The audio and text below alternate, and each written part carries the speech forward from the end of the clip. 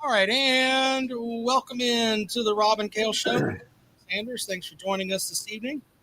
Memorial Day weekend as we roll along here on a Sunday night. Failure on the Diamond is what I'm calling the show tonight. We're also going to talk about college football and reseeding. We almost might need to name it Failure on the Show. Yeah, I know, right? Anyway, failure on the Diamond. We can talk about that. But yeah, we got a lot of stuff to get into. Welcome into the podcast. My podcast co-host, Mr. Kale Hall. What's going on, sir? Not much. How are you? Besides frazzled over there. Yeah, I'm all right. Still got to turn your volume up. I can't hear you. Give me a second here. I'll work. There you go. Is that better? Yeah. That sounds like that's correct. A little bit better. All right, there we go. And yeah, all right, so that's working too. All right, so we should be good to go here. All right. Rocking and rolling. I know. We're in a little bit of delay, but that's fine. Baylor man off the top rope. 90 days until we find out who our failures are on the football field. That's right. That's fair too, because if your team loses the first week of the season, you could be in trouble. You really could be. Yeah, we'll definitely get into that. I also want to talk about John Whittle's his write-up on the South Carolina baseball team and how if everything he said is true, I am not sure how the gentleman, well, I'll say the gentleman and being polite. I don't know how that guy can coach another game at the University of South Carolina if everything that in Whittle's piece on thebigspur.com is true. Can you agree with that, Jackpot? Yeah, it was some crazy stuff in there, wasn't it? Not that there was something else that came out. I don't know if it was in that article or not, but anyway, the SEC tournament. Did you hear about that? The deal with that? Yeah, the one where he was basically telling everybody, "Screw you, let's go." That kind of thing. No, like he didn't ride to the team's hotel to the ballpark with the team on the bus. He went with his granddaughter and his wife in a vehicle that had a fucking LSU tag on it. What the fuck? Yeah, I don't know. He's not bought in. He's there for an easy fucking paycheck. He's there for an easy payday. I can't believe that they're paying him more than Clemson's coach is making. That's fucking ridiculous to me. Well, I mean, they were paying for a name that they thought he took them for a ride. He really did. Well, could you make an argument that he was just Ray Tanner's friend and they thought that would be, I don't know, he thought that would be good enough? That too. Well, goddamn, I guess Ray Tanner's wife should be his best friend. He ain't gonna make her the goddamn baseball coach. Fucking A, get the fuck out of here. He is so fucking awful. He's fucking awful. And Ray Tanner's awful too. Fuck him. I'm glad he's fucking gone. Yeah. He was terrible at hiring coaches. He hit on a couple that he couldn't hire down our basketball coach. Ain't been able to hire a baseball coach. Hired 3 fucking failures. I'm sick of it. I'm sick of him, and I'd be just glad if I never saw his damn face again. I mean, I don't get so damn passionate over baseball. I used to really enjoy it, but my gosh. I mean, they just basically said, fuck you to the baseball program. How can you just take something that's your centerpiece for so many years? This would be, Rob, in 15 years, this would be like flushing the damn women's basketball program down the toilet. Yeah. Because you could make an argument that baseball program was, it wasn't quite at that level of that she sustained it for this many years. She sustained that program more years than the baseball program was. It had like a 4-year run, but and hers has been like a 10-year run, but still. Well, I mean, I'm not stepping on toes here when I say the best program as far as championship capabilities right now is the women's basketball team. Nobody else over there on that campus is close. I mean, Fireball says a failed football coach too. Okay, dumbass. He had one losing season out of 4. One season where you're just saying that, get on my fucking nerves. I'm not even going to respond to that dumb shit. 3 out of 4 seasons exceeded his Vegas win total. Fuck you, fuck you, fuck you, fuck you. How about that? Well, put your nuts up in a fucking tree, you disreputable fucking douchebag. You hillbilly cunt. What are we drinking this evening, Jackpot? What is that? That's a land shark. You drink too many of them, you'll be fins up. They got them on sale at Publix. Always puts this beer on sale any holiday weekend. It is on sale in 12-pack this week. Buy one, get one free for the 12-pack bottles and cans. And it's like $18, but half of that's $9, which is really good for a 12-pack. So I only go buy one at a time. So someone ask if you're wearing a Florida Gator shirt. Is that no? It's just a Florida shirt. It says Florida established 1845. Right, so he's not wearing anything for the Lizards there. No, there's no Gators on there. It's an old shirt. So there you go with that. All right, I had to retire the one that I've worn for a long time. The T-shirt I like to wear around the house. The Martin's Barbecue Joint in Nashville, Tennessee, because it got too many stains on it. Yeah, not barbecue stains, just regular grass stains, whatever kind of stains. This won't come out, so I had to finally say goodbye. Well, let's talk about something that'll make Jackpot happy here. Clemson made it to the ACC baseball championship today, and proceeded to get their face kicked in by the wine and cheese fuckers from North Carolina. They lose 14-4. Here's a stat for you, Jackpot. No, I don't want to interrupt you, but they didn't run rule that game. They didn't run rule them in that game, but I saw where Tennessee, speaking of, lost to Vanderbilt yesterday, and they run ruled them. Right. I didn't think that they did that in conference tournaments because, you don't want anybody having an excuse, Right. Do they do that? Is that a rule? I don't think it's a rule for the championship game. Yeah. I'd have to research that. So Walk It Off Sports. Thank you for the super chat. That's very generous of you. Yeah. Lord, I don't think we've gotten a super chat like that since football season last year.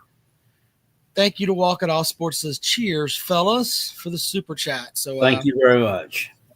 But anyway, let me get back to this, Jackpot. Did you appreciate it? I almost give you a go Dogs for that. Did you know, Jackpot, that Clemson has 16 losses on the season, and a quarter of those losses are by 10 runs or more? So when Clemson loses, there's a 25% chance they're going to get their face kicked in like they got kicked in today. So out of the 16 losses, 4 of them were by 10 runs or more. And, I hate to be the one to say I told you so, but there were a lot of Clemson fans today losing their shit about, we're losing big time here and blah, blah, blah. When it comes back down to it, I told you, it's all about June in baseball. No. Now, who did they have pitching today?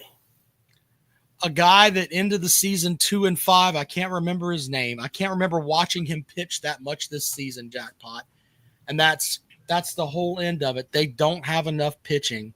And they kick the ball around a lot. This is not a very good fielding Clemson team. It's not. So the idea that they're going to host a regional next week. D1 Baseball has them in a regional with Bryant, Kentucky, and UCLA, Kentucky being the 3 seed. Would not surprise me if Kentucky came into Doug Kingsmore and won that series. Would not surprise me in the least. I have very little. UCLA is hosting a regional. No, sir, not according to the D1 Baseball. No, they are. I saw a Twitter graphic. It's got them hosting a regional. Okay. Did they already release that? Let me look that up. Maybe we'll know. It's got Clemson and UNC and Florida State from the ACC, and then SEC was like Texas, LSU, yada yada yada, Tennessee, Vandy. There's 8 teams from the SEC. I noticed in it. hosting. Here you go. Coastal Carolina was hosting the site. I did not catch this earlier. Yeah. So here are the regional sites, Jackpot. We'll go over this really quick here. Southern Miss was hosting one too. Let's turn that off. Well, they don't care so what here are the 16 they go to, do they? Southern Miss. Yeah, I mean they. Here are the 16 seeds. We don't know, what they're going to be seeded yet, but 16 sites. Athens, way to go, leg humpers. Auburn's got a regional. Texas, LSU, North Carolina, the ACC champ. Clemson, Coastal Carolina, who won the Sun Belt today or yesterday. Oregon State and Oregon both get regionals. Arkansas gets a regional. Same thing for Southern Miss. Tennessee gets a regional along with UCLA. Vanderbilt, Ole Miss, and Florida State. So heavy there on the SEC with what? 1, 2, 3, 4. Could be 8. 5, 6, 7. Yep. 8 SEC teams. From the ACC, you've got what? 1, 2, 3. Yeah, just 3. So, I don't know how all that's going to shake up. We'll find out tomorrow. Brandon Kuhn says his birthday is Saturday. He'll be 41. Happy early birthday, Brandon Kuhn. Yeah. He's always good Gamecock fan. Always brings lots of knowledge. Always here watching the live shows down there in Clinton, South Carolina, home of the Red Devils. Happy birthday. Guarantee you that if Clinton is playing football, you will find Brandon Kuhn in the stands somewhere. I don't think he's missed a football game in years. So it's like BVD. Yeah. Rest his soul. BVD, who was always supporting the Greenville, Tennessee. It's not like our Greenville. It was spelled with an E on the end of Greenville High School Green Devils. All right, well, let's talk. If you want to talk baseball, we can talk about that. I want Clemson to do well, and I'm not saying I'm going to check out on the team. And hey, if they advance, I'd be happy as all get out. But in reality, I'm not getting my hopes up simply because I don't think they have enough pitching. So, Jerry Wells says, "What are our thoughts on Sam Pittman's pledge to finish out his remaining contract?" Well, it's really not up to him. I mean, that all depends on him who wins and losing, right? Yeah. Arkansas. I'm sorry. How long is his contract for? I don't know. I gotta have to look it up. But every time I think about our Sam Pittman, I think about the Mazad cast, and they're poking fun at him. God, he's terrible. Anyway, all right. So we also have the where the college football playoff is going to be different this year. It's the teams are going to be seeded instead of conference championships getting a conference champions get a bye. They will be reseeded by the CFP rankings. We kind of knew this was going to happen. There are a lot of dum-dums that are on Facebook and everything else that are saying, well, that means the ACC champion is not going to make the playoffs. No, that's not what it means. It just means that unless they're rated high enough, they won't get a first-round bye. So all the conference champions, all the power conference champions are going to get in the playoff. Yep. But we're going to use the playoff ranking 1 through 4 to seed the top 1 through 4. Exactly. And instead of using the 4 highest ranked conference champions. Exactly. That's how it works. A works. lot of people are bitching about Notre Dame. They're like, well, this gives Notre Dame, they'll have a chance at Notre Dame. Blah, blah, blah. Look, I mean, it's only been the past, last year? I mean, that Notre Dame was even in the damn conversation. I mean, why is everybody so butthurt about Notre Dame? I mean, just go fucking beat them, okay? So they don't make it. I'll explain to you why. Because if Notre Dame would have played in a conference championship game last year and they would have lost, South Carolina would have been in the playoffs. That's why. That's a big if. I mean, yeah, I mean, it's a big if, but that's why I mean, I'm with you. Go out and beat them and If tarnish. Alex Herrera had put that kick through the upright, South Carolina would have played in the playoffs. That's why. I mean, if Lenora Sellers hadn't thrown an interception at Alabama, we'd have played in the playoffs. I mean, you're stacking yourself up against it when it's, Notre Dame without having to play a conference title game has that. well, I mean, we could say we could make the same argument for UConn. They're an independent team, and they could sneak in there. It's not fair in either regard. Either way, I don't think that. I don't know. I don't think that everybody should be making such a big case for and against Notre Dame. We don't know that. I mean, that they're going to be good enough to make the playoff or be anywhere around that. I don't know. I'm also in the camp of it's not the best interest of college football if you have a bunch of dummies that think that if we're going to have 12 teams, 10 of them need to be from the SEC. That's just silly on top of silly. Somebody I think it was on Twitter today that was making an argument that the SEC would make have 10 teams in the tournament if they were rated just on what they've done. And I was like, I don't know how that's going to work. Where some of these guys are going to play against each other and you're going to have losses there, but you need a more balanced out part of it. And I'm not just talking about with Clemson in the ACC either. There's nothing to do with that. I like the idea of you're seated on what the committee thinks of your team. And I think that's a good thing. But I don't like the idea of I kind of like the idea of getting your conference champion gets in, and that means we got 4 of them that are out there. And then if you looked at the way that this would have broken down last year, if they had done the seeding this way last year, I did. You had better matchups. You'd have better matchups, but in the one simulation I saw, Ohio State still wins it all. You end up back in the same spot. So, well, I mean, I don't think the goal was to keep Ohio State or any certain team from winning it. I think the goal was to have the best matchups. Yeah. Well, we'll have the Tennessee SMU. That would have been a great matchup. I think Clemson and Notre Dame would have been Clemson and Texas was a good game. Who was it? It was Boise in Indiana. I think that would have been a great game. Right. I can't remember who the other one was, but it would be interesting to see. I like the idea of, hey, we're gonna, if you want your true Cinderella, which is what a lot of people talk about with the playoffs, like we have in the basketball tournament. Think about this. If you have the 5 playing the 12, the 12 could take out the 5 in a season. You never know. And often does. So, I mean, you bring that in basketball, but I think that can happen in football too. I mean, I really do. So it all depends on who it is, but it'll be cool. I mean, I don't really have any issues with it, but we'll see where it goes from there. And that Jerry says it's much harder in football, but when it does happen though, it makes it that much sweeter. You know what I mean?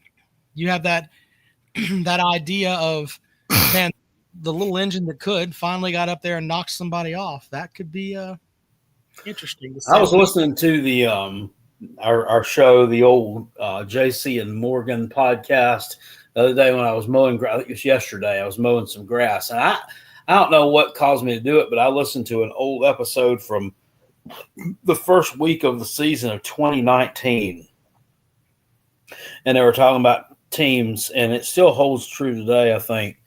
I said the difference between the number 5 team in the country and the number 20 team in the country is as big as the difference between like the number 15 team in the country and the number 65 team in the country.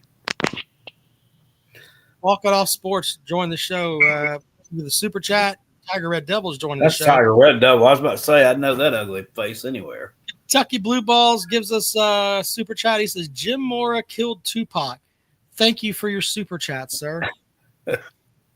What do you have for the show this evening there, TRD? Well, I'm just getting on, and I know you guys probably covered it, but I think we did enough to host a regional. I don't see us hosting a super regional, but my God, when Clemson loses, we lose. That's what I'm saying. We talked about that, but they've already been announced that Clemson will be a host. Okay. But, I told Jackpot, Clemson lost 16 games this year. 4 of them were by double digits. So you're right. When they lose, they get kicked in the face. I just don't think we have the pitching depth to make a serious run. I really don't. If you would have shown up earlier, you could have saved yourself a call because I said exactly the same thing. Yeah. Not enough pitching, sir. I'm picking at you, but that's just the way it is. They don't have enough pitching. And Carolina giving that guy another year. I don't know what the fuck they're doing with that baseball program. I was reading some stuff. I was reading on. I found myself getting on to. I don't know why. Yeah, it might be because I'm getting older, or maybe I've backslid. I find myself for some reason gravitating. Well, I'm in a lot of vendor groups and everything on Facebook. So I find myself gravitating over there again more now so than I did Twitter, because I can't stand all the garbage on Twitter, all the garbage political stuff. It just I feel compelled to reply back to some of these fucking douchebags, and I just it gets my blood boiling. But anyway, I got over on Facebook and was reading a post by our buddy Rob, that guy Skyland is his name, the one that had all those chick kids or whatever. That's a baseball fan, and even he was talking about what's his name, and treating kids like shit and yelling at them all the time, and they can hear it at the games, and it's just. And some older Gamecock fan was like, they need to be able to take a little bit of criticism and blah, blah, blah. And he's like, no, there's only so much that they're going to take. They're not getting developed while they're doing it. There's a difference between hard coaching and just being a dick. Well, to quote John Whittle's article, this is one thing that was interesting. He said that, the head coach said, these guys can't hit for power. They don't have speed. They just don't have, he said that, right? So he's throwing his players all under the bus instead of. But here's the thing. Even if that's true, he should take accountability for it himself. Exactly. The fucking coach. Here's the problem, though.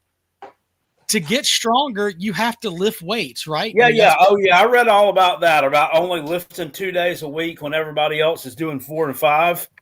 Everybody else lifts 4 across the country. He's got them lifting 2 days a week. If you're going to be a world-class athlete. What the fuck is he? What do you do the other 2 days? Watch a damn Richard Simmons tape and exercise to that? Put on your leotard and go do some fucking aerobics? What? Hey, you talking about sweating to the oldies. I got you. Yeah. The LSU ran him out, and I was messaging back and forth today with an LSU man. And sorry, guys. Look at here. There's my old beer fridge. Look at that. Oh, we got a light in there. I thought you were drinking a Doritos. I was drinking what? Never heard of Doritos? Burrito. That sounds like something I get at the Mexican restaurant. What is that? It is like a Mexican soda, fruit drink. What? It's a Mexican fruit soda. Yeah, Rob's heard of it. Oh, I know what you're talking about. No, I'm not drinking that. Well, anyway, he had them lifting 2 days a week instead of 4, and he's wondering why they're not strong. That's next level. I also saw an article where every player on the team has regressed from last year, minus Nathan Hall, who was at Clemson last year. If that's true, that is unbelievable. Well, this is the one of the worst teams, in Gamecock history. It's. And they have the 99th ranked recruiting class. 99th. What? 28, 29 season. I don't, and now he's gotten the program to a point where he's got to go JUCO shopping now. Heavily on the transfer portal. Have enough bodies to put on the field. Yeah. Everybody's quitting. I'm loving every minute of it, but still, Has anybody hit the portal yet? Surely. Yeah, there were people that were hitting the portal the day of the game. Yeah. I knew they did, but I mean, it's not been announced. It's not over. The big spur.com doesn't announce that for you. Well, it opens, I think, June 2nd is when the portal opens. Okay, so they announced their intent to get in the portal. Correct. They can't officially declare for the portal until the first day. Right. So, but the thing that gets me though with that though is that John Whittle, who writes for the Big Spur, he works with us on WVOC during the football season, and he's a legit guy. But the fact that he would go, his opinion of the program, where he would write that and put that out there and basically go fact check by each thing that he's going to put out there, shows that he has no faith in that program either, and he's scared of what kind of, I can never pronounce the coach. Maneri. He's not scared of what Maneri is going to do to him by revoking his press credentials or whatever, because he don't think he's going to be there. You need people like that to say, "Hey, you need somebody like that to go out and be honest." You need someone to inform you. This is what the fuck's going on. That deep cuts, that investigative journalism, it doesn't give a fuck. Yeah, right. Well, and that's the thing. He doesn't, but it's. And John's a good guy, but he's thinking, you know what? What's this guy going to do to me? He's not going to be. Yeah, what's he going to do? Yeah, well, really though, I mean, what is he going to do? I mean, he's on he's skating on thin ice. He's skating on thin ice. So yeah, if they don't, they need to turn that shit around like yesterday. I would have got rid of him. I'd one and done. I'd have been like, hell no, we got a losing record. We were guaranteed trips to the regionals 5 years ago. Now look at it, you're gone. And I wouldn't hire Monty Lee. I don't think Monty Lee's the answer. I really don't. Well, look, I can tell you this. I was one of the ones that was like, my God, why are they getting rid of Monty Lee? And I'll still stand behind that. But Gamecock fans, this is just what I believe in my heart here. If you have a section of Gamecock fans that were like, you know what? We don't want Clemson's leftovers. So we have to I'm not so concerned that it's Clemson's leftovers. I'm more concerned that it's a damn retread, just like they've done in football. Well, I wouldn't say Clemson leftovers. He was an assistant coach at Carolina. Let me finish my point here. There is a huge section of that Gamecock fan base was like, we don't want Clemson's leftovers. We don't want him here. If you had Monty Lee coaching that team that you had this year on the same program that he had at Clemson, where people are lifting weights and doing what they're supposed to do, you would have made the baseball tournament this year. But because of your pride and your hatred of the team in the upstate, you got a fucking idiot running your program now. And here's to you, as Stone Cold Steve Austin used to say. Well, I mean, if there was pride and hatred of the team in the upstate, I don't think he would have even been hired. Well, he was at Carolina first. He won 2 national championships as an assistant coach. He got hired there because of Ray Tanner. But in the end, there are not many Gamecock fans that wanted him there. And I stand by what I said. If he was coaching the team this year, you would have made the tournament. Well, I would have much rather had him coaching it than that old fucking I don't know what. Oh, God. Jackpot at the beginning of the year. Nightmare as far as baseball goes. You were kissing his ass at the beginning of the year. When did I never kissed his ass. I don't think I remember Jackpot kissing and Rod. I mean, he was 9-0 at one point. I mean, what are you supposed to do? I mean, they were dominating everybody like they should have. They were playing horrible. They started out good. Yeah, they started out good. They did. Yeah, just like they should have. And I will say this, though. I'm not heaping praise anywhere, but to his credit, at least they beat all the fucking mid-major teams. All the other coaches we've had would shit the bed and lose to some of them. So at least they did that. Could have made things even fucking worse, They could have been 20-35 instead of 28-29 or whatever the hell they were. Yeah. That team needs to be broken down to the foundation rebuilt. Because what's going to happen. That's what's going to happen, sir. Because right now they don't have anybody out there to even remotely play. So we'll see how that goes. All right, hey Tiger, I got some other folks I got to bring in here, man. What else you got? That's all I have, brothers. I wonder who they could get. I wonder if Chuck Tanner, former Atlanta Braves manager, is available. Yeah. Well, do you want to lead the potato chip truck, because you could do a better job than that idiot down there? I think Chuck Tanner's probably dead. Call Bobby Cox. He'll probably come back. Bobby He's Cox, still living? I don't know if Bobby Cox can speak, and I'm not being hurtful. That's not tough. Thank you, TRD. See you later. Let's welcome in Jarrett. Oh, no, there's Sven versus Sven from Germany. What's going on, brother? Good morning, guys. Good morning, sir. I have a question for you, Rob. Sure.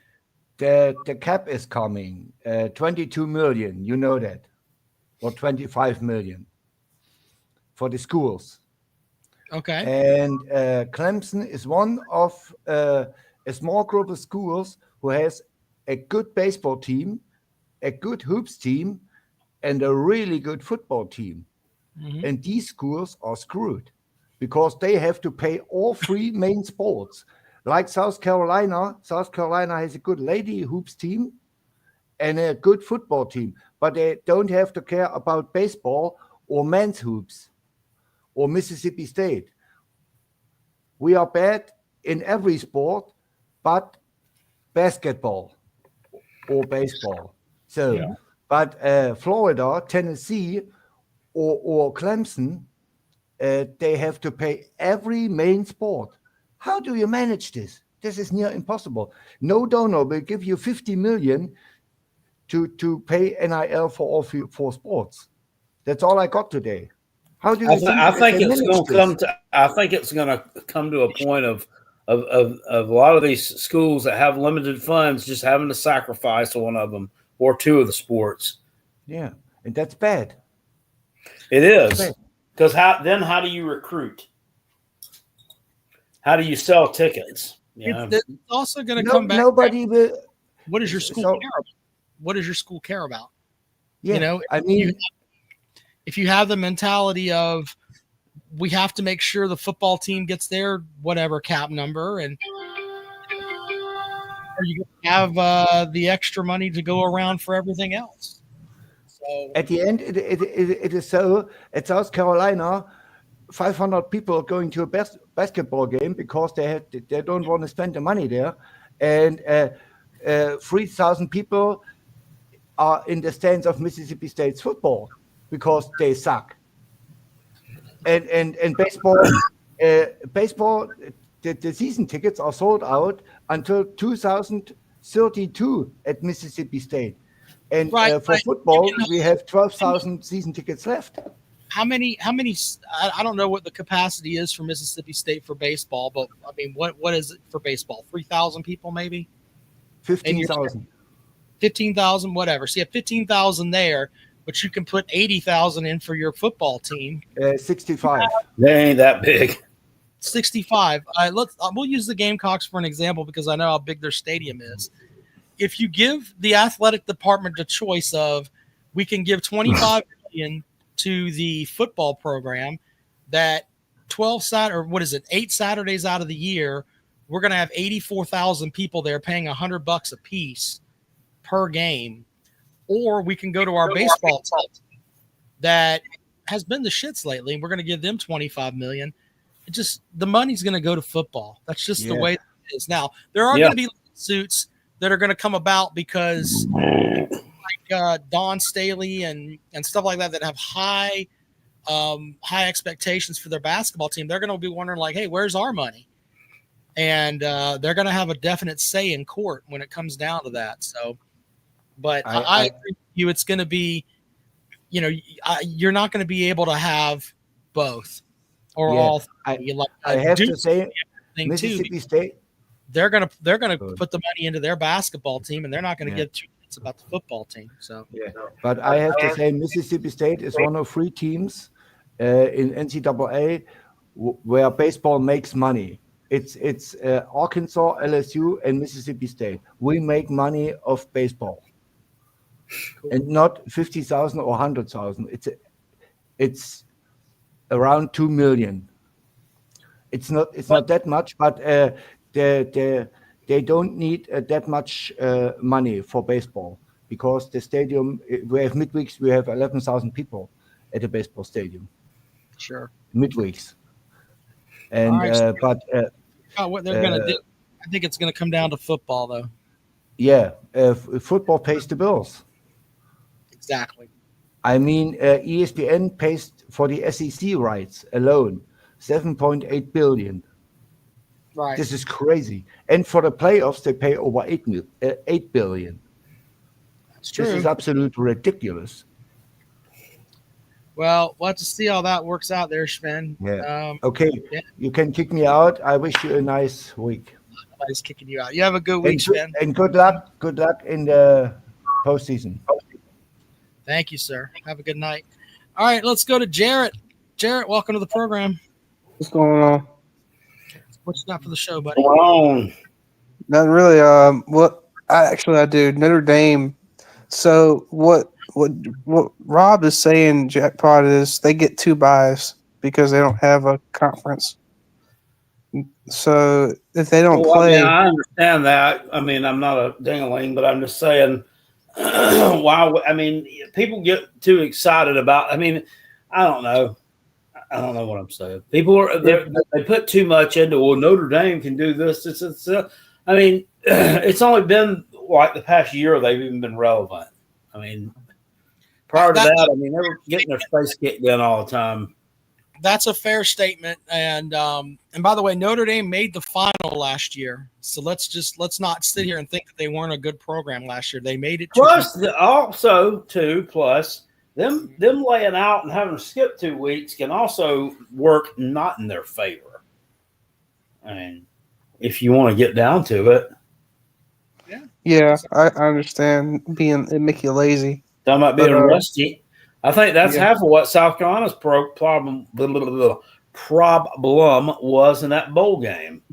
I got to read the super chat from Eddie. Eddie with the big super chat. Thank you, Eddie. Jackpot and Rob, Carolina graduate here in 1993. Old man here. Love the channel. Keep wishing and hoping for better years. Love entertainment, guys. Won lottery ticket today, and here's your share for the entertainment. Well, so thank you.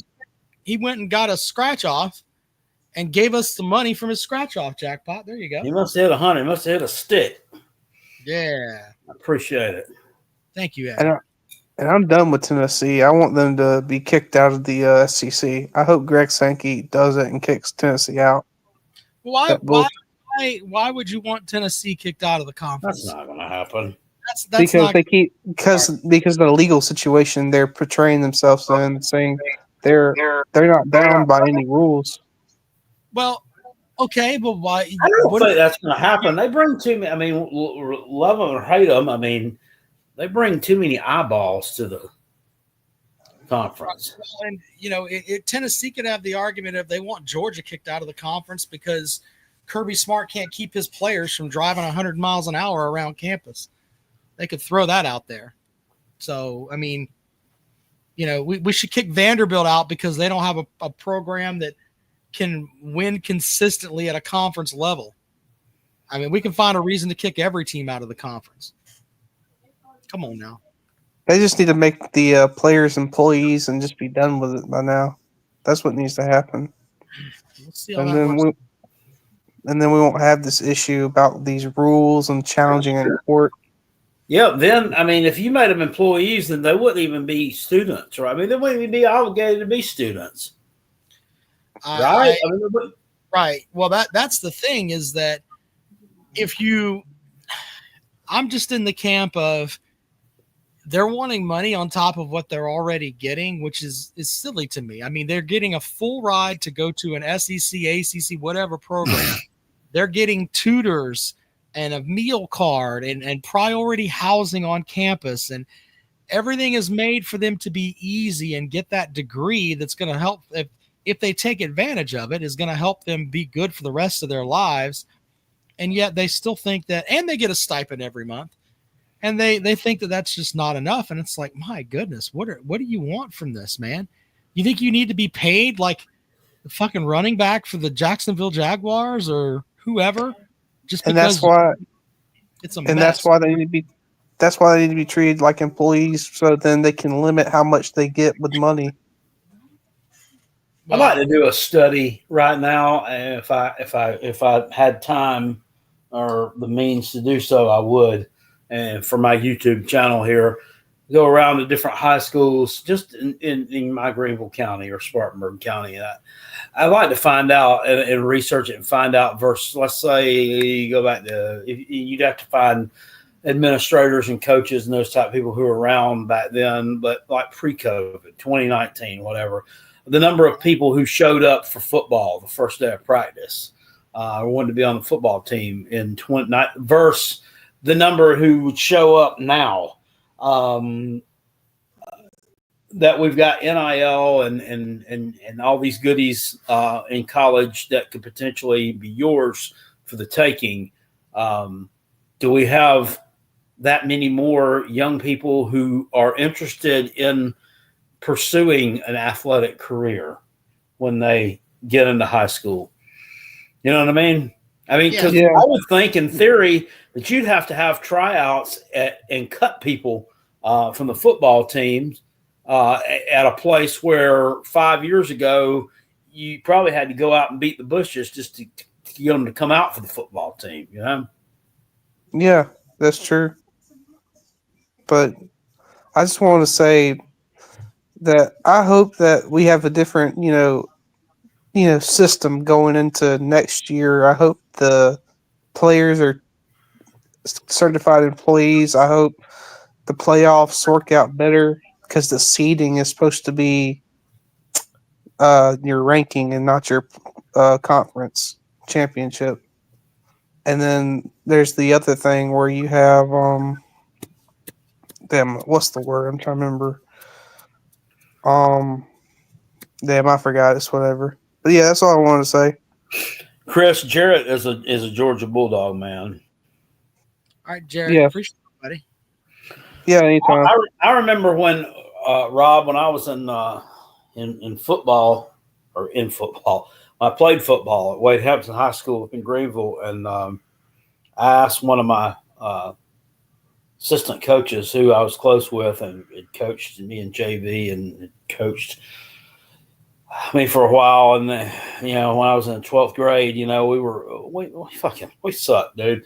I mean, we won one game a year, and probably one of the worst football programs, honestly, in South Carolina history at Wade Hampton. I mean, we only had school's been around since 1960, and I mean, I went back and looked through the history, and there have been I don't know, maybe 8 winning seasons in all those years, and made it to the second round of the playoffs, maybe 3 fucking times.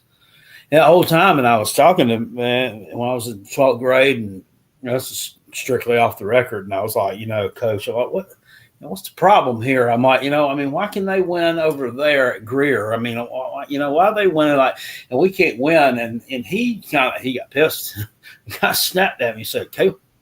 He said, and I'm paraphrasing here. He said, it's because they got enough fast black boys on their team that we ain't got. Yeah, it's athletes. And he didn't use the word black boys either, if you get what I'm saying. But I ain't gonna go there, obviously. But you get what I'm saying. This was back in the early 90s. Yeah. He said, and I can't get them. He said, I can't get them to come out for football. He's like, I've done tried. What do you do? So get your honky ass out there and block. Yeah, basically, get your honky ass out there and block for that white boy fullback. Yeah, that's basically what he was trying to tell you. Do better at your job, jackpot blocking. Get the hell out there. Anyway. All right, so Brandon Coon said Blue Ridge has never won either. Blue Ridge has won. Yeah, they had a few good years. Yeah, shout out to the Tigers up at Blue Ridge High. Their stadium up there is called Death Valley North. That's what they call their stadium, Death Valley North, up at Blue Ridge High in Greer, South Kakalaki. All right, final call for folks here. If you want to join the program, there's the link. Get at it now. We talked about Clemson shit in the bed up in Durham today. South Carolina's baseball team shit the bed last week.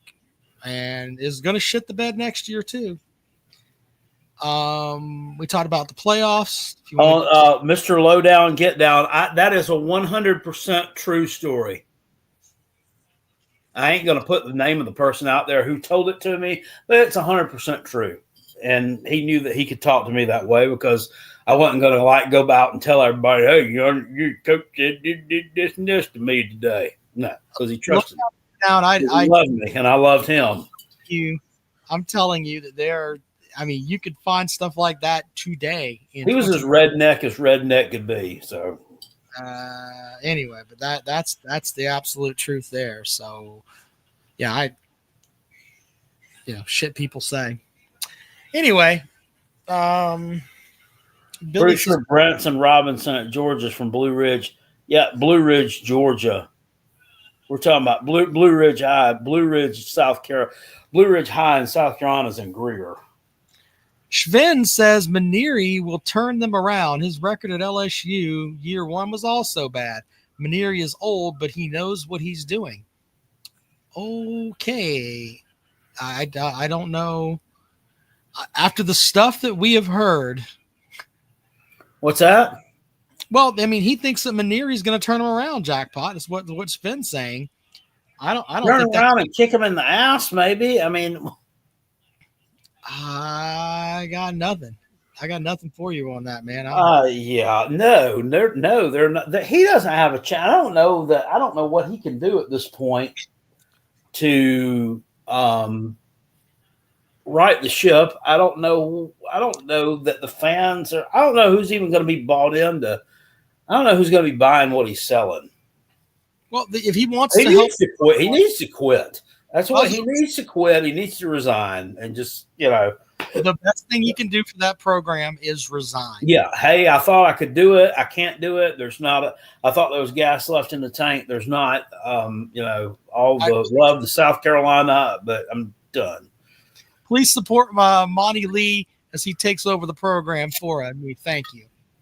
But he's not going to do that because he wants that easy money. He wants an easy paycheck, and he's got more money than he needs. He's making money for his children, his grandchildren, to leave them. And he doesn't need this. It's just fucking bullshit, man.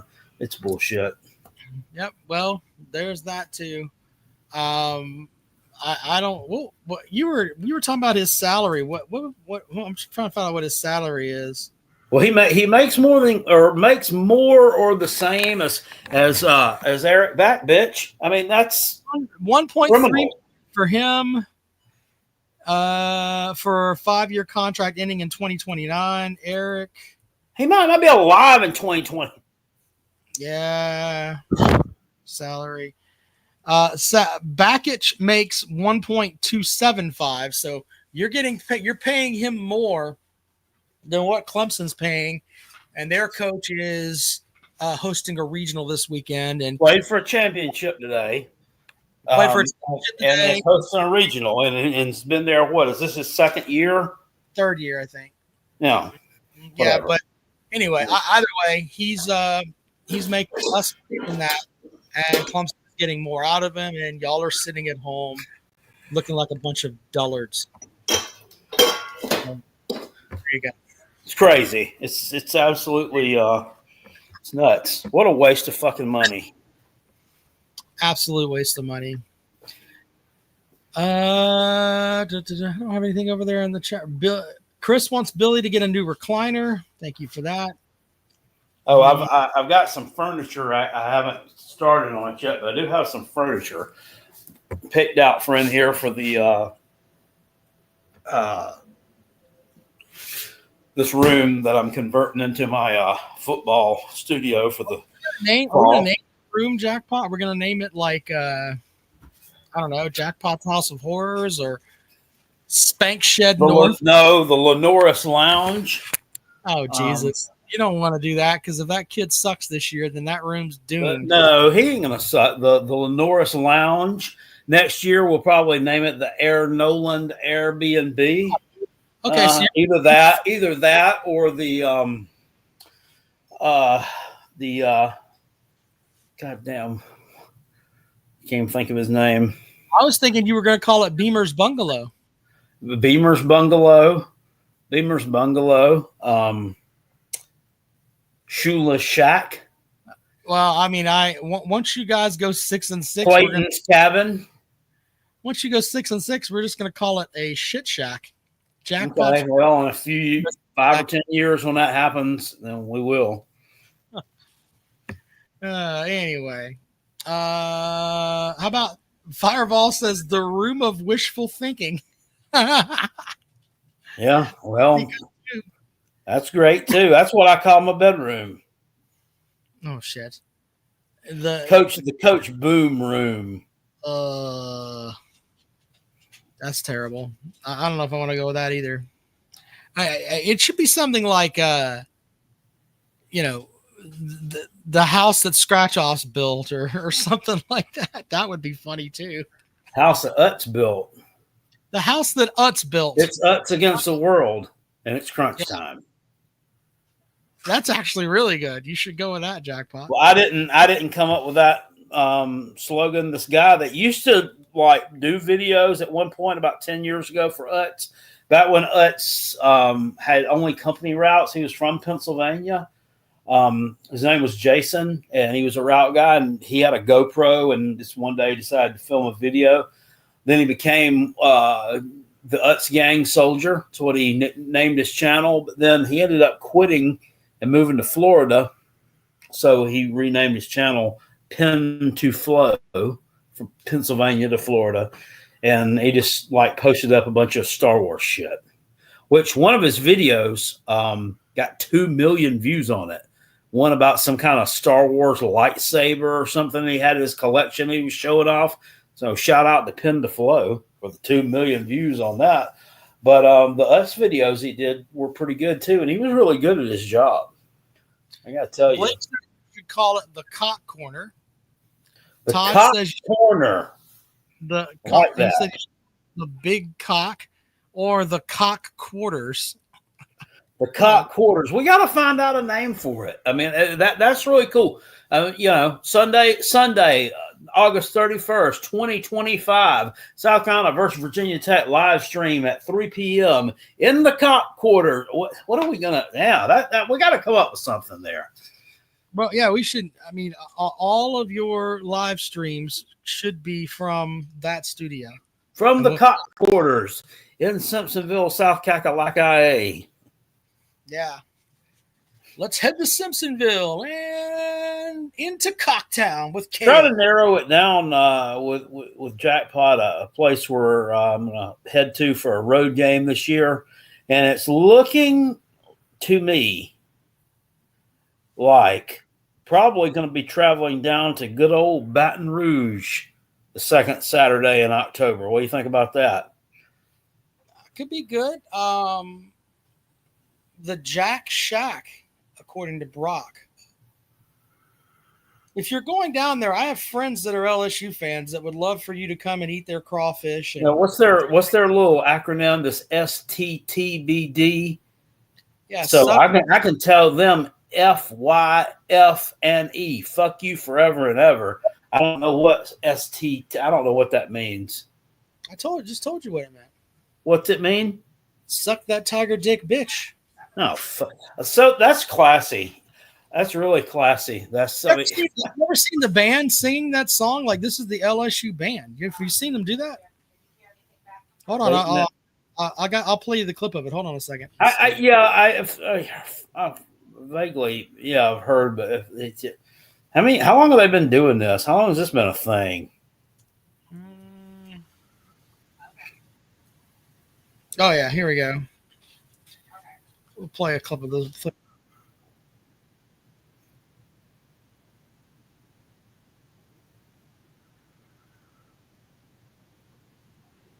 Lawnmower Man says Simpsonville is no cocktown. That would be untrue.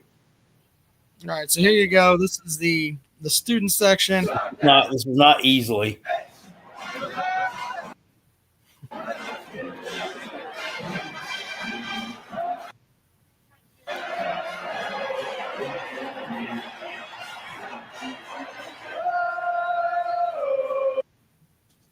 Play, you bitch. Anyway, All right. let's not get dinged for a copyright on that. But okay, we got it. It's a bunch of fucking rednecks. I'm not surprised. I mean, it's not like they're sitting in the stands waving white towels to a fucking techno song from the 90s. That's classy. That's cool. It's cutting edge. Everybody does it. Lee Corso was doing it when he came down there, but you know. Lee Corso's also had fucking 8 strokes and doesn't know what planet he's on, but sure. Okay, let's just make fun of a man's medical problems. Why don't we? It's kind of hard to sit here and vouch for the man's integrity when he doesn't know what fucking town he's in. You know, he might have some problems like that. I mean, he's not going to come up there, cut out there and cut a promo. He's not going to tell you I'm having a hard time holding these alligators down.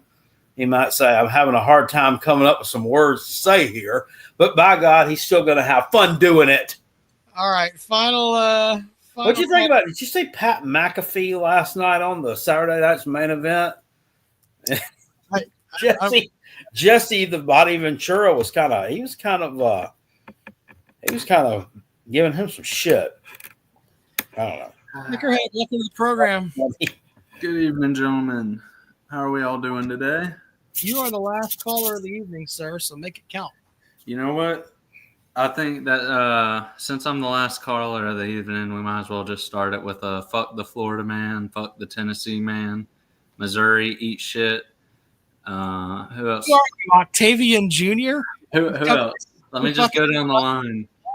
Go down the line. Nah, but in all seriousness, how are y'all? Y'all having a good evening tonight? Man, better than I deserve. That's what I like to hear. Yeah. But I saw a little bit of the old Midland stink traveled its way up I-20 and bit you in the ass today, Rob. Hey, what did Todd say over in the comment section for you to hide him? I didn't hide him. I didn't hide anything. Todd Gwynn was hidden by Rob has SEC bias. Oh, okay. Let's make sure. People think I'm high. I have not hidden anything. Sorry. Oh, I might have just had my phone in my pocket. He didn't say anything. I think I just had my phone in my pocket and it did I don't know how to. Mower man says good night. I can read what he said. He said something to Matt. Then he said if we're doing bad, then the limp cock. I guess that's what he's talking about, naming the studio. If the Gamecocks are doing bad, it can be called the limp cock. And then he says nice win, Brock, to his suggestion of the Jack Shack. And then he said good night. Okay, I've gotten him fixed now. I don't know what happened. My phone was in my pocket. It must have just been doing that in my pocket. I had that happen one time too. I was listening one afternoon, probably about a month ago, to Pigskin Pete's midday show, and I reported someone's comment. I'm like, what the fuck? I'm like, I didn't mean to do that because I had my earbud in. I was listening to it, but I mean, I guess the screen was open and something happened, and I reported someone's comment. Yeah. For hate speech and bullying.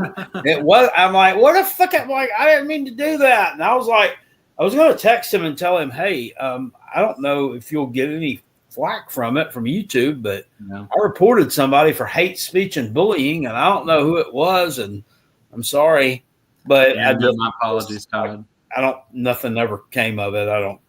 Nobody ever sent me anything from YouTube like, here's the results of our investigation. So I'm like, if anybody got any shit for that, sorry, I didn't mean to do that. Yeah, so I apologize to you, Tom. Well, that's what Jackpot does. He just sits around thinking about how he's going to report people on YouTube. Like, Jackpot has time for that fucking shit. Okay. Yeah, really. I mean, I'm too busy sitting here figuring out which Dollar General I'm going to go to next. Yeah, that's a good point. Yeah, on the Utz route. For barbecue shacks in the middle of nowhere to put on his TikTok page. Y'all are shout out to the barbecue shacks. Y'all see the new video boards that got approved up at Willie B in the south end zones? I saw that the renovations. It looks nice. Yeah, well, they're adding the two corner video boards out in that. I believe it's the south end zone that doesn't already have the video board. So at the corkscrews, they're going to be adding two smaller. Okay, I saw those up there. Yeah, Andrew. Well, those are video boards.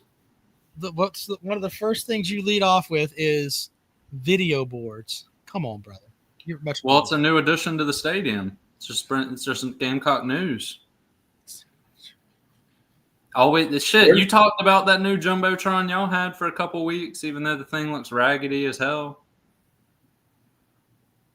I'm surprised they were able to find somebody up there who could hook it up, but I mean, I just don't. I've always been in the camp of there are other things you could be talking about besides, hey, we got a big screen. Hey, I'll never be upset at them improving the fan experience. No, not at all. As long as it don't come with a $70 price increase, like I think's coming down the pipeline when they finally get installed. And that's what we saw with those that light show. Immediately when they installed that, the prices jumped up.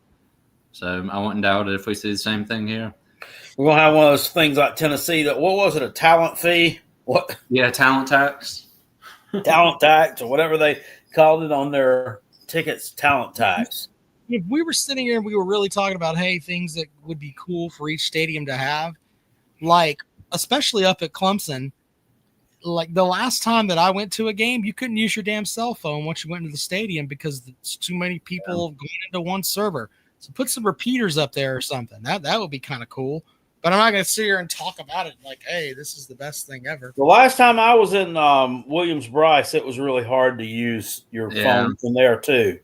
They got to figure that shit out because people. Now, last year when I went to Alabama, I was able to stream the entire fourth quarter, live stream it at Bryant-Denny Stadium. Yeah, you ain't doing that at Carolina. Which is amazing. And in the upper deck, and I had no problems. I mean, did they have Wi-Fi, or were you just on service? I was just on my data. Yeah. So didn't they just get fluoride in Alabama? But they just got fluoride, but they damn sure make sure you can stream everything from that stadium. Well, how else is everybody's cousin in Alabama who can't afford ESPN gonna watch the game, Rob? Y'all pull in for tickets for one guy and then hop on the FaceTime, But yeah, that is a good point. I don't really know how that. I guess installing towers, but you don't really have that problem. I think I was at where was I? I might have been Charlotte. I don't think you have that problem in Charlotte either at Panthers games. Granted, there's a lot more people going to Carolina and Clemson games, obviously, but no.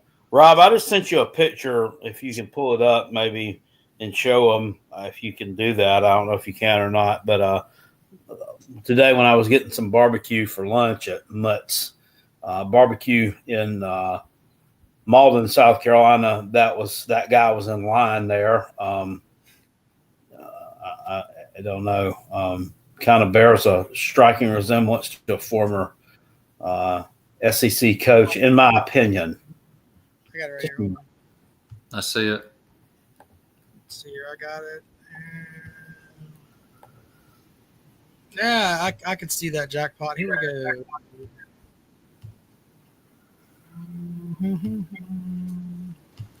There you go. Who is that? Oh, that's a little Saban-y. That's him. That's the man. I mean, he took a break from schmoozing with Donald Trump to try to get college football figured out, to stop off in Malden, South Carolina for some delicious barbecue buffet. I saw something on Instagram. My wife actually says, "What the fuck are you taking a picture of?" I'm like, nothing.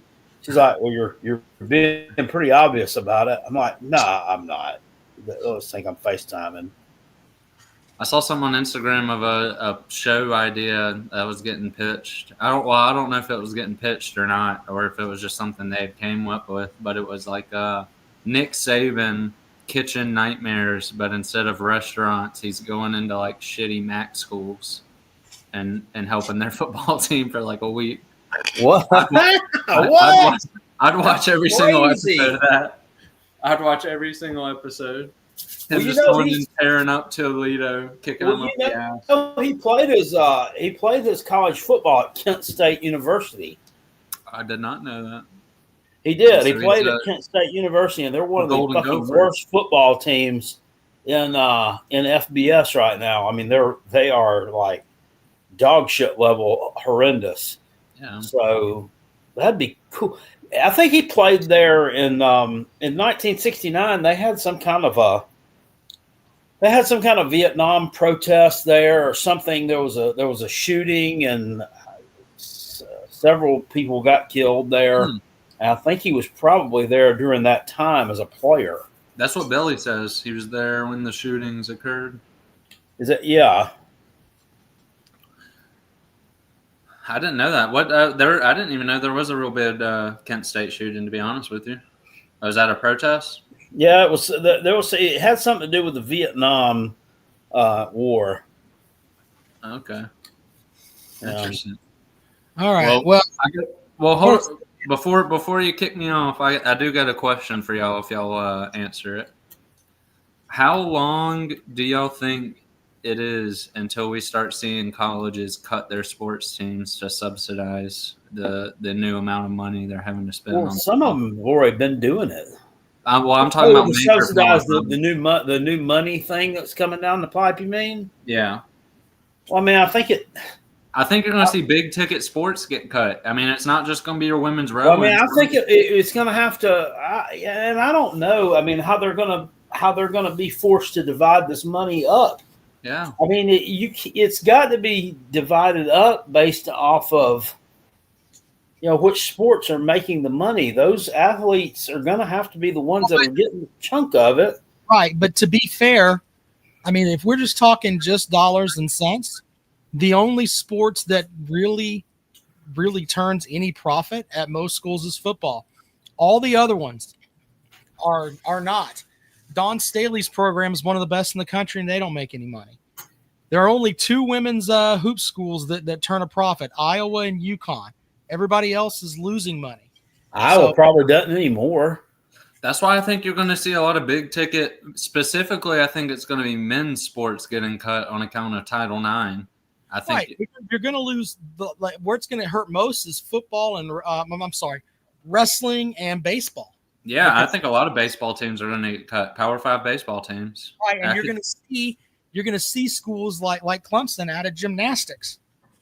That's to make sure that you match Title IX, you're going to lose some of these men's sports, and they're going to pick up gymnastics and lacrosse because those are considered the most that are most least costly. So they're taking the least costly avenue, and they're probably going to, because the thing is, every recruiting cycle is getting treated like the best player in the NFL resetting the market for his position.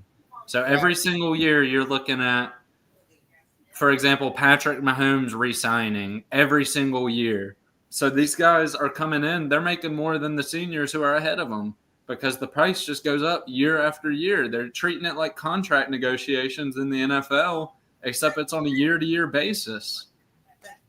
That's why unless there's something done, they're going to have to cut costs. They're going to have to cut school teams. Sports, yeah, I agree.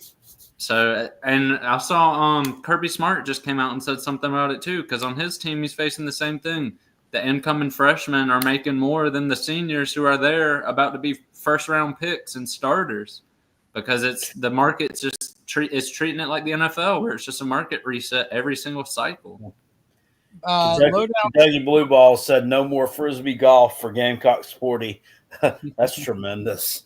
Well, that's a good callback there. But Lowdown Get Down says baseball will not get cut. I assure you, there will be some baseball programs cut. Oh yeah, especially in the north. Furman cut their baseball program out already. Furman's already cut theirs. That was several years ago, but 2 years ago. But yeah, Limestone cut their whole damn school. Yeah, you think about Mike Fury coming to South Carolina to take that job. I wonder if you think he I mean, how did that happen? I mean, how's that? Did he apply for that? I mean, was he putting a feeler out there when he got hired? And this was before last season, but I wonder about that, Rob. Do you think he had an inclination that hey, this place might not be here in 2 years?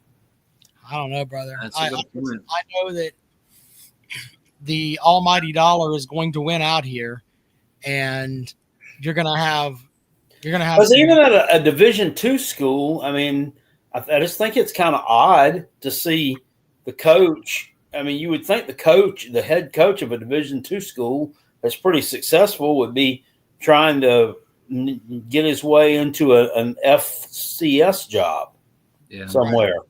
Well, and the worst thing is leave to go be a receivers coach. So I did a year at USC Aiken in my freshman year, and they had cut, I think it was like 5 or 6 sports while I was there. And man, they don't even give you a warning, dude. I'm talking one day you're at practice, and so for example, they cut this is right off the top of my head. They cut tennis. right. And every single tennis athlete was an international student. Most of them were from like what's Bangladesh. No, I can't think of what's the country? Give me one second. Croatia. Croatia, yeah. Most of them were from Croatia. I just made that up. It wasn't that. Where was it? No, I swear it was. Where the fuck was it? I just made that up. Croatia. No bullshit. That's the answer I was looking for. They're from Croatia. Wherever Martina Navratilova was from, you don't know that. I go with Bangladesh. Jackpot goes with Croatia, and Jackpot wins. Way to go, sir. Yeah, well, look. Literally, I don't think there's been a whole lot of tennis people come from that, and that's why I went with the Russian country, because I knew there had been a few Czechoslovakians and Yugoslavians and this and that to be pretty good at tennis, especially the female variety. Yeah, they got a bunch from that area, but like I said, when it got cut, it was literally, I mean, like I said, they're student athletes 1 week. Their sport gets cut without any notice until it gets cut, and now they just have to figure out how they're going to get back home because they don't have a scholarship anymore. Well, they do. I mean, just go out there one day and tell the girls, Tennessee, sorry, Steffi, hand me your racket and your balls. We're taking these to sell them at the Aiken County Flea Market next weekend. We're getting rid of this fucking team. Fucking nuts. It's insane. And the thing is, with baseball, it'll be a little better because the majority of them are Americans. But for your sports like soccer, like sports that, probably going to get cut most places. Shit, the SEC doesn't even have a men's sport league. You think some of the, Men's soccer league? Men's soccer league, yeah. Yeah. I mean, these teams are going to get cut all across the country, and these international sports, that's who's really going to get fucked over, is these people coming in on international scholarships and visas. There was a time where, like, I think it was Gamecocks diving, like they cut their program there at one point. I was trying to look that up, but I mean, it can happen. Why would you have a separate program for diving? Why wouldn't it just be swimming? That's a good point. Because it should be, yeah. No, that's a damn good point. That's like track and field.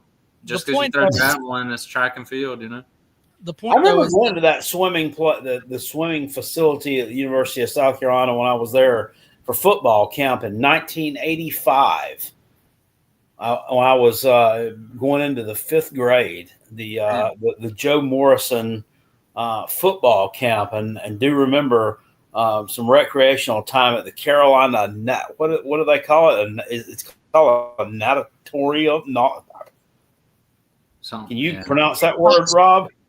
Natatorium. I don't know. I just call it the swimming. Natatorium. It's a swimming place. We call it the swimming hole inside. Anyway, that's right. Well, you know what I saw? There was one at the Citadel too. But we didn't have a swimming team there. I don't believe it.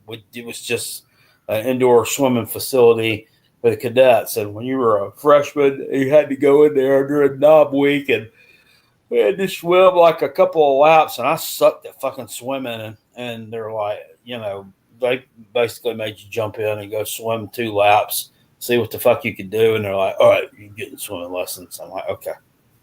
But I never did. So did y'all, just circling back around to that settlement, did y'all see one of the things that was in it was proposed roster cap decrease for all sports across the board? I read about that. I don't know how I saw an article on Sports Illustrated, It was saying, based off of how they calculated how it would affect the current landscape, that 25,000 athletes would lose their scholarship in the new proposed settlement for NIL regulations. 25,000. They said it was 13% of the athlete share across all sports would be lost due to roster cuts. Also, these motherfuckers can go drive a $4 million car and wrap that shit around a tree because they don't know how to drive a Prius yet. We're going to eliminate these scholarships for, most of these scholarships. The thing with the scholarships is the kids who need the scholarships are the ones who's going to lose them. The ones who's making 500, 600, $1 million a year, their scholarship's safe regardless. These cuts are going to come to the people who actually need the shit.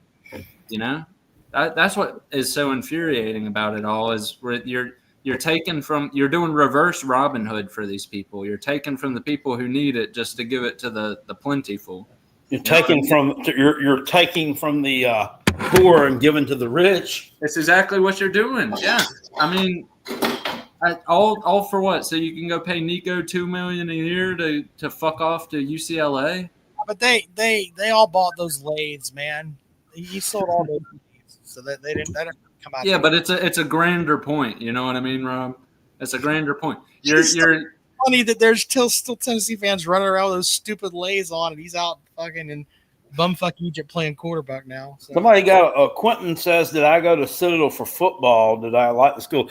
I didn't go for football, although I played football in high school, but then I did attend all the football games, unless I was on guard duty. I went to a Citadel football game. And then I couldn't go because I'd have to stand outside the battalion or the barracks, excuse me. If I wasn't standing outside there, I'd have to sleep because you were like on it for 24 hours. And I was on that 2 different times when I was a freshman for some reason during fucking football games. And I loved football. And they were actually good that year too. But yeah, I liked it. I did like the school. I did. I went 2 years there. Wish that I had never left, but that's a story for another day. But yeah, I really wish I hadn't. But yeah, it's a good place. Well, yeah, I went to a Citadel game, and they had first off, they scored so many points they ran out of gunpowder for their cannon. Well, they played in South Carolina. Yeah, it was at Charleston. I want to say they put up like 70 points. I mean, that come on now. People run out of things all the time. Didn't you guys run out of fireworks for that Tennessee game 4 years ago? Or whenever? Well, the funniest thing was the stat line was like 680 yards rushing and maybe 100 yards passing. It was nothing but triple option, and they would just bust one every single play. The funny part, I remember there was another interesting stat was, remember when, who was it? Georgia Southern beat Florida in the swamp and they didn't complete a pass? Yeah, that was Will Muschamp team. Yeah, I was about to say that wasn't that far long ago. That was 2013, I believe. They beat them without completing a pass. No, that's ridiculous. Yeah, I think Florida went 4-8 that year, and it just kind of came out of nowhere. And they were getting a lot of flack from it because I was in a lot of Facebook groups and stuff back then.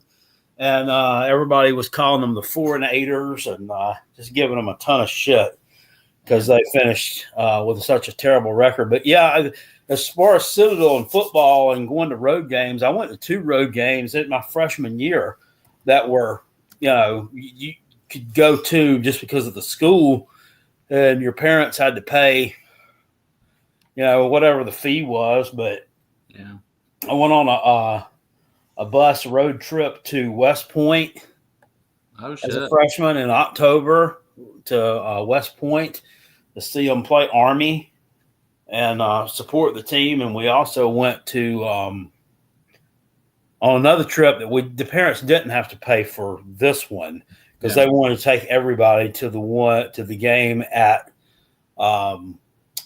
Foreman Field in Norfolk, which the stadium is the home of the Old Dominion Monarchs, who the Gamecocks played in Week 1 last year. Ironically, but it was Old Dominion's field, but it was their soccer field. It wasn't their football field then because they didn't have a football team. And this was the old stadium. It was before they had tore it. They tore it down and remodeled it before the 2019 season.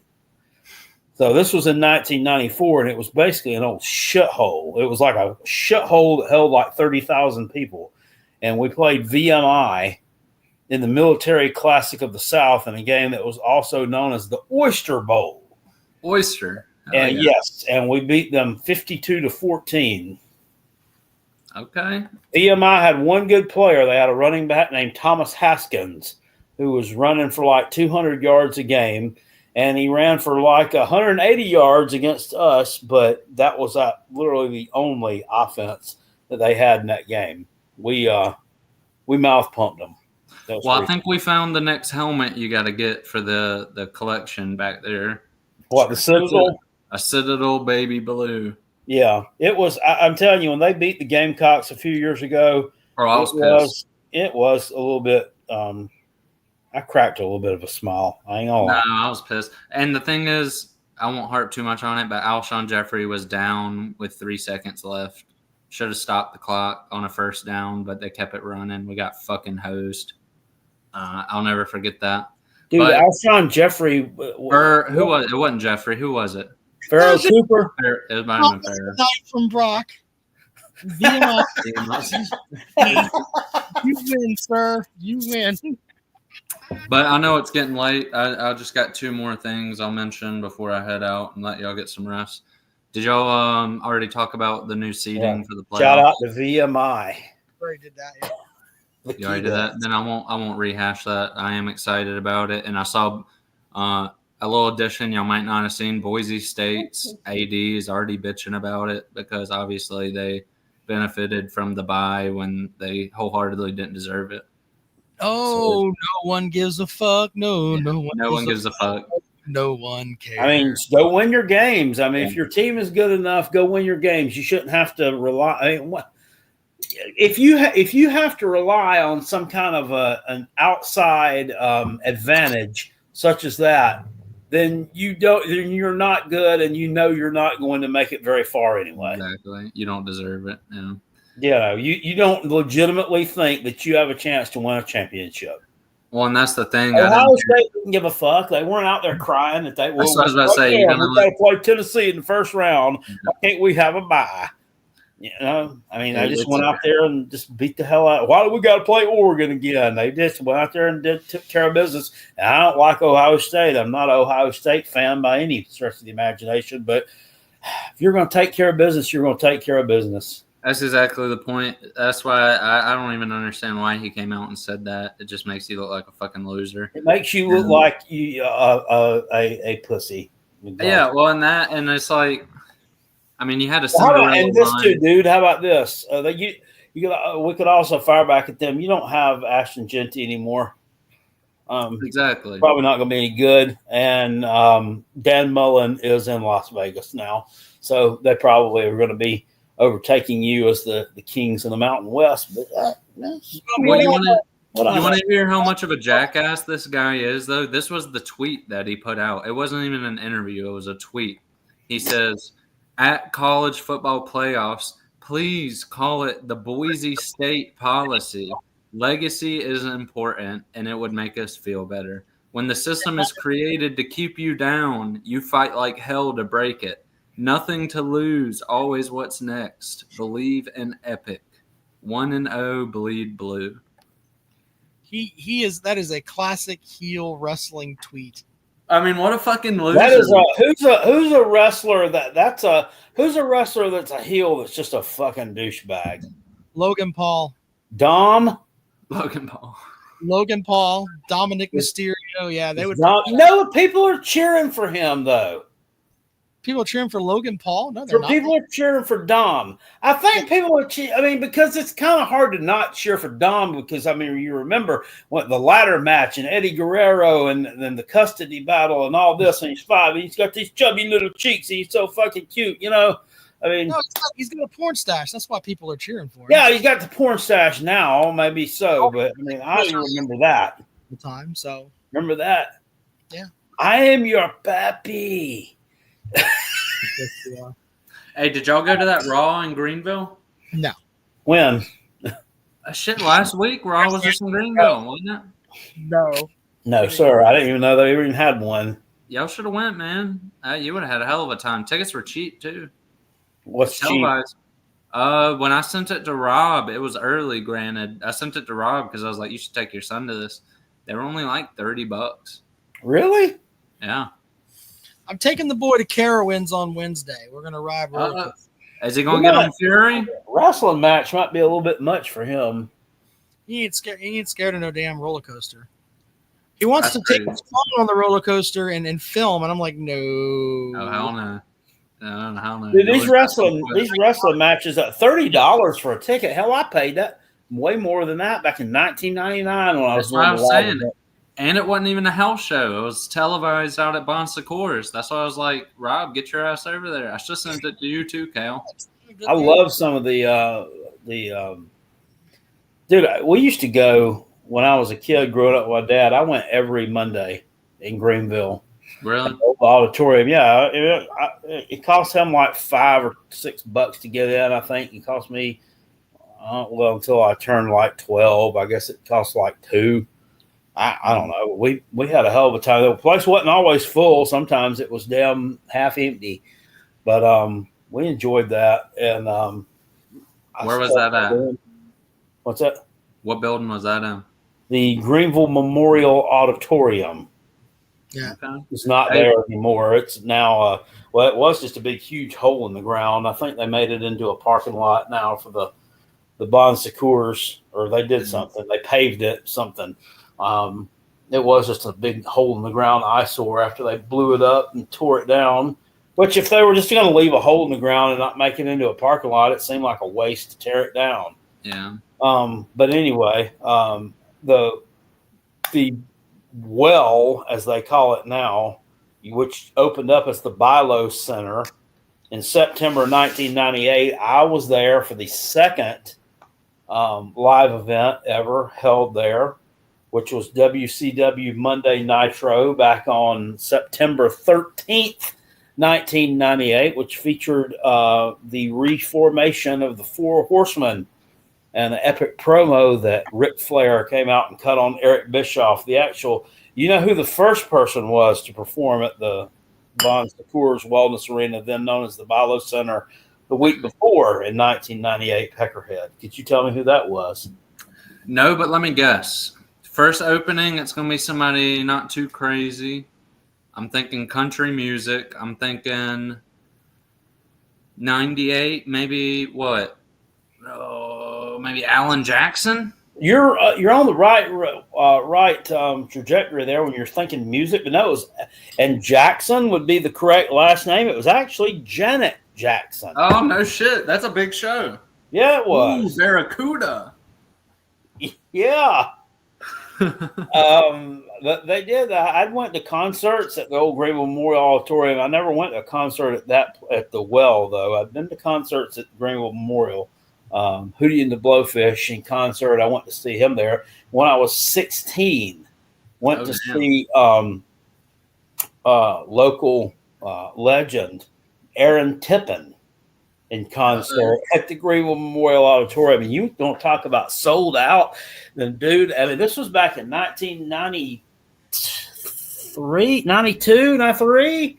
I was in high school. And there were girls there, man. I mean, there were girls throwing their bra up on stage at this dude. What the fuck? That was nuts. But so I know it's getting late. I'll leave y'all with this. First and foremost, rest in peace, Sabu. I don't think we've said that yet. I mean, the dude was a legend. He did a barbed wire match in his last week on Earth. I can't think of anything more fucking crazy than that. So rest in peace, Sabu, first and foremost. Kale keeps running his fucking mouth at me, we're gonna have a fucking barbed wire match. I'm gonna throw it. That's Sorry, fucking Blue. You know, I actually have. I never really paid him a lot of attention until he died. Unfortunately, He's And crazy. I mean, that's kind of ugly to say, but I was a big wrestling fan, but I never really paid him a lot of attention just because he was like in ECW and these independents and shit I didn't really care about. But like I've heard some interviews and things that he did back in the day this week because they've been on YouTube and it's been easy to find since he's been trending, I guess, as they say, trending, y'all. And he was just like a normal guy. I mean, really. Well, he's a fucking savage, though. He was a normal guy who would jump fucking head first into barbed wire. On fire. I mean, yeah, on fire. Dude was crazy. So we lost a beast. I mean, people don't wrestle like that these days outside of just shows with 15 people. I know he wrestled Terry Funk in a barbed wire match or something in ECW in like 1995 when Terry Funk was like 50 years old. And they just beat the shit out of each other. They really did. Terry Funk was another one of those wrestlers that, like, his prime was before I really got into wrestling, I guess. But I do remember as a Ute seeing him and Ric Flair wrestle an I Quit match at Clash of Champions in Troy, New York. Sure. I don't know if y'all ever saw that. It was an I Quit match. But they just absolutely beat the fucking shit out of each other. It's over there on the Peacock. If you got Peacock, go fire up the cock and go pull that up. Clash of Champions from 1989 in Troy, New York. And the I Quit match between Ric Flair and Terry Funk, that was a classic. And Rick did put him in the figure 4 and make him quit. And so after it was over, he hobbled over on his one good leg and he shook his hand because, like, he had already said he was going to shake his hand if Ric Flair made him quit. And Rick was like, "Woo, give it to me, brother." And he made him shake his hand. And then after that, his manager, Gary Hart, turned on him because he shook Ric Flair's hand. And that led to Terry becoming a babyface for a while. Well, my last... And I'm hitting X, Rob. I know you're getting tired, buddy. I know it. I see it in your eyes. Give it to me better than that, buddy. If I'm looking that up, Kale, go back and watch Kofi Kingston give it to Randy Orton back in 2009. That's one of my favorite segments when he hops into the crowd and starts whooping his ass and leaves Randy Orton just in a fucking shell of himself. Randy Orton was in the crowd in 2009? Yeah, go there. So Why? Kofi Kingston destroyed. Well, why was Randy Orton sitting in the crowd? No, he wasn't. Kofi Kingston was fucking up Randy Orton, and he tried to run away to the crowd. After his ass and just fucked him up in the crowd. That was a great segment. Oh, I gotta watch that. That's one I really remember that was good when they fought in the crowd was Bret Hart and Stone Cold Steve Austin at the WrestleMania 13 back in 1997. They beat the shit out of each other. They went up the steps in the Rosemont Horizon, I think. I don't know if they didn't go. They came right back down to the ring or whatever. But yeah, watch that Kingston segment. You'll love that one. As Kofi Kingston beat versus Randy Orton back in 2009. This was after he had, if you remember, took the sledgehammer to that custom car that Randy Orton had that old Cody Rhodes gave to him. It was like that old race car with Randy Orton's face on it. Kofi Kingston took a sledgehammer to it and then whooped his ass in the crowd. So Kofi Kingston's never real. I always thought that he was going to be a star, and then he really amounted to much. Yeah, but go Gamecocks, Rob. Get you some good rest tonight. Shane Beamer, he owns you. All right. I mean, he won the last game. He owns you. Tennessee. You're mediocre. Who's your quarterback? I don't know. Go Gamecocks. There you go. All right, it's been a good show, Jackpot. We'll be back at it, Tremendous. buddy. Thank you guys for checking us out, and we will see you later on. See you later.